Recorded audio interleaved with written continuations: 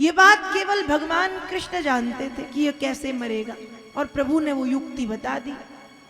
जरासंध का जन्म कैसे हुआ? जरा नाम की एक राक्षसी थी जो मांस खाती थी।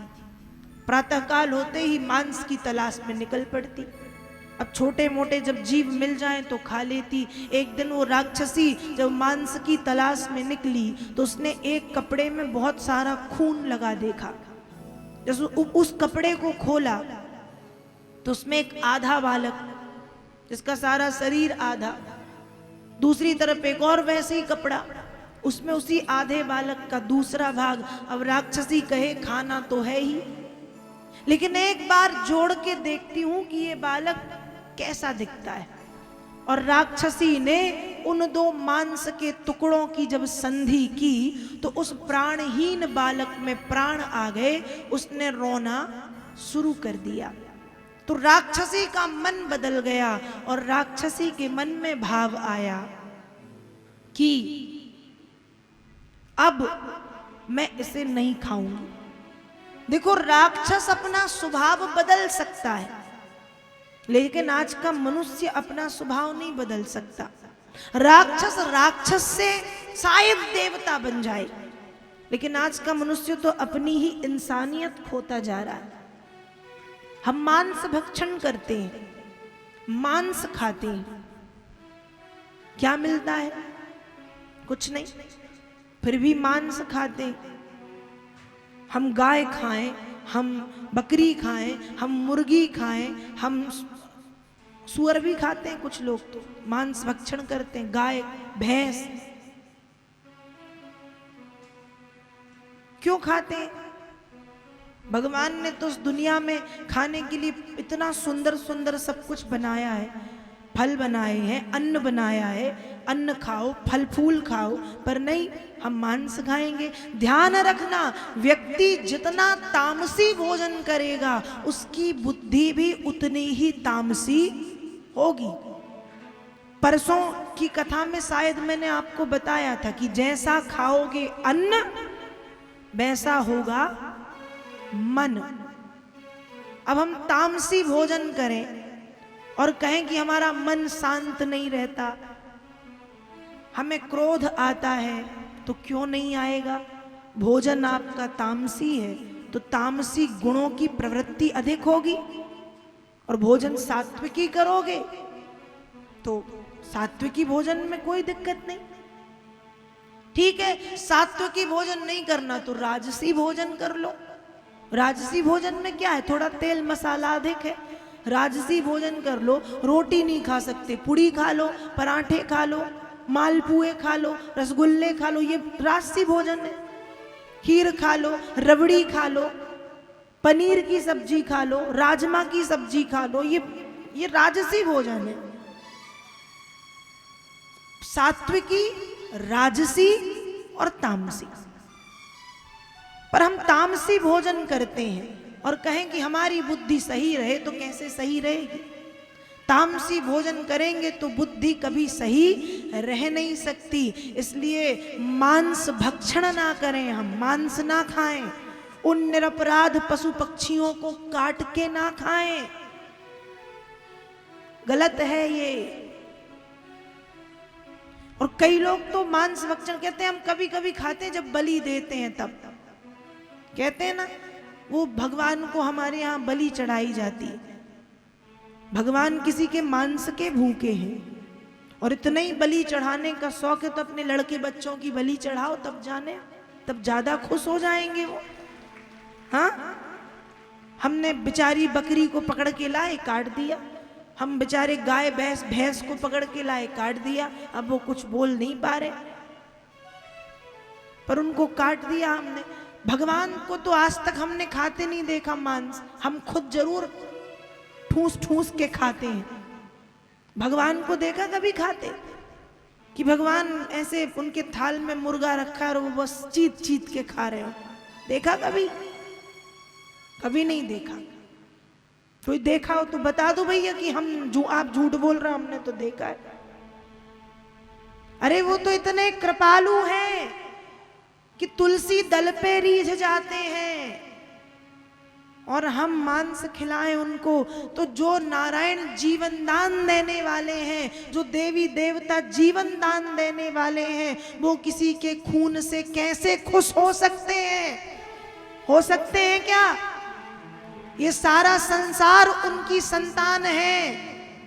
उन्हीं की संतान को काट के उन्हीं को भोग लगाओगे तो कहां तक खुश रह पाओगे? चाहे बकरा हो, चाहे बकरी हो, चाहे गाय हो, चाहे भैंस हो, चाहे बैल हो, वो भी तो उन्हीं के ही अंश हैं। ईश्वर अंश, जीव अविनाशी, और उन्हीं को खाओगे तो खुश नहीं होंगे वे। आज लोगों ने कहा अरे मंदिर में बलि होती है, तो बलि का वर्णन वेदों में मिलता है, लेकिन समझो तो बलि मतलब क्या? हमने तो अपनी जीभ के स्वाद को देखा और बलि का मतलब लगा लिया। बकरा काटो बलि हो गई, गाय काटो बलि हो गई, मुर्गा काटो बलि हो गई ना। बलि का मतलब जीवों का शोषण नहीं, जीवों का पोषण होता है। जो जीव हम पर आश्रित हैं उनका पालन और पोषण। काग बलि होती है, गौग्रास होता है, श्वान बलि होती है, ये बलि है। मतलब गौ माता को गौग्रास देना, कुत्ते को रोटी खिलाना, कौए को भोजन कराना, मछलियों को दाना देना, ये बलि है। जीवों का पोषण करना, ना कि जीवों का शोषण। हम काट के खाने लगे और कहते हैं हम बलि करते हैं भगवान के लिए। आज गाय खाते हो, भैंस खाते हो, बकरी खाते हो, मछली खाते हो। अच्छा है कि भारत में वो सब नहीं खाते जो चीन के लोग खाते। पता नहीं क्या क्या खाते हो, तो चमगादड़ खा ले, केंचुआ खा ले, काकरोच पकड़ के, उनको तो शायद बनाने की भी जरूरत नहीं पड़ती होगी। पता चला कभी कभी वो लाइट में कीड़े आते ना, वो तो मारे पीटे और खा गए। यही करते होंगे वो तो। इंसान हो, इंसान जैसे रहो। आज ये सब खा रहे हो, कल के दिन कुछ और खाने लगना। अब कुछ और से संकेत मेरा कहां है वो खुद समझ लो। उसकी बस कमी है, बस है ना, उसकी बस कमी है। वो और खाने लगो तो और शुद्धता हो जाएगी। गाय खाओ, भैंस खाओ, बकरा खाओ, मुर्गी खाओ, सुअर खाएं। आजकल लोग सब खाते हैं। एक चीज की कमी है तो वो और खाते ही हैं। सुअर को काट के खा रहे, उसके अंदर भी तो वो ही भरा है। मुर्गी के अंदर, बकरी के अंदर वो ही भरा है। बस इंसानों की कमी है, वो और खाओ। तो अपने आहार को हम शुद्ध रखें। आज हमारा आहार शुद्ध नहीं है और हम कहें हमको गुस्सा आता है। अब भोजन तामसी है तो वृत्ति भी तो तामसी होगी। सात्विकी भोजन करो, अपने आप बुद्धि शुद्ध होगी। भगवान ने दाल, चावल, सब्जी, रोटी, दही, अचार, चटनी, पापड़, इतनी अच्छी अच्छी चीजें बनाई। हमको खाना है मुर्गा, हमको खाना है बकरा, और कहेंगे उससे प्रोटीन ज्यादा मिलता है। तो कुछ नहीं मिलता, बुद्धि और भ्रष्ट होती है। जितना सब सात्विकी भोजन में है, जो सात्विकी भोजन से सब मिलेगा, बुद्धि भी शुद्ध रहेगी। यहाँ भी प्रोटीन है, विटामिन है, कैल्शियम है। गाय का दूध पियो, भरपूर कैल्शियम है। फल फूल खाओ, चने खाओ, आयरन मिल जाएगा। फल फूल खाओ, विटामिन सी मिल जाएगा। और जो भी है B12, B6, जो भी है जमाने भर के मल्टीविटामिन, वो सब हमारे सात्विकी आहार में भी है। पूरी गौ माता के घी में, गाय के दूध में, दही खाओ, छाछ पियो, ये सब खाओ। तामसी भोजन से बुद्धि भी तामसी और अपवित्र होती है। और ध्यान रखना, जहां तामसी भोजन, कभी गौर करना, अभी तक तो नहीं किया होगा पर अब करना, कि जिन घरों में तामसी भोजन, मांस भक्षण होता है, उस घर में एक दुर्गंध आती है। और अपने आप एक अंधेरा अंधेरा सा दिखा, कितनी लाइट जला लो, वो एक अंधकार टाइप का वातावरण अपने आप उस घर में दूर से ही दिखाई देगा। और जहां जिन घरों में लोग सात्विकी आहार लेते हैं, या राजसी भोजन भी कभी कभी चलता है, उन घरों में दूर से लगेगा कि हाँ एक प्रकाश है, एक तेज है। तामसी तामसी होता है, तमोगुण। इसलिए सात्विकी आहार करें,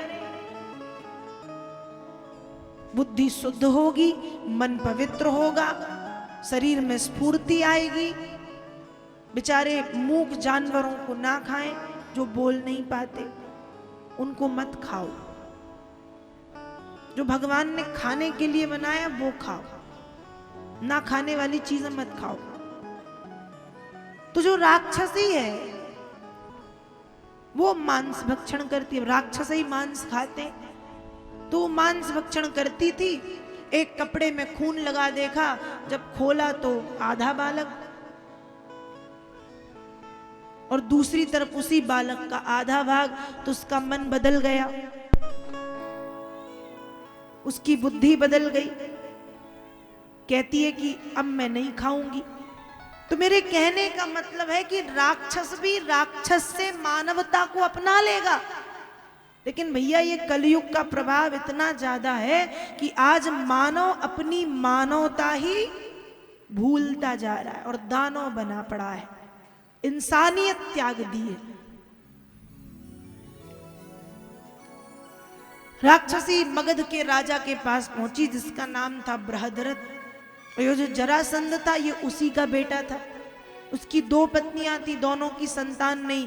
ये एक चंड कौशिक नाम के ऋषि के पास पहुंचे। ऋषि ने एक फल दिया पत्नी को खिलाना। पत्नियां थी 2, फल था 1। राजा ने बिना पूछे एक फल के 2 टुकड़े किए, आधा आधा फल खिलाया। रानियां गर्भवती हुई, संतान हुई तो आधी आधी हुई। डर के कारण रानियों ने उस संतान को फेंक दिया। तब जरा नाम की राक्षसी ने संधि की। जोड़ने पर संधि मतलब जोड़ना, संधि की तो जरासंध उत्पन्न हुआ। तो जरासंध की मृत्यु कैसे होगी ये बात भगवान कृष्ण जानते थे, और इसका जन्म कैसे हुआ है ये बात भी भगवान कृष्ण जानते थे। तो भगवान कृष्ण ने जरासंध का वध कराया। जरासंध के साथ साथ जरासंध का शिशुपाल, दंतवक्र इत्यादि जितने भी राजा थे, भगवान ने उन सभी का किसी का वध किया, किसी का वध कराया और पृथ्वी पर धर्म की स्थापना की। अब एक बार जय श्री कृष्ण तो बोलना ही पड़ेगा। बोलिए श्री वृंदावन बिहारी लाल की। आइए